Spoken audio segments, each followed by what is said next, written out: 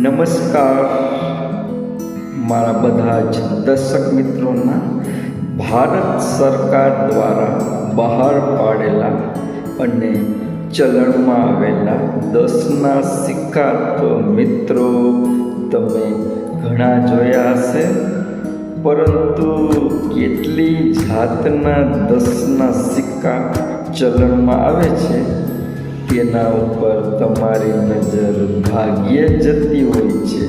તો મિત્રો, મારી પાસે જે 10ના સિક્કા સંગ્રહિત છે અને જે ચલણમાં છે તે 16 પ્રકારના છે, જે તમે જોઈ શકો છો.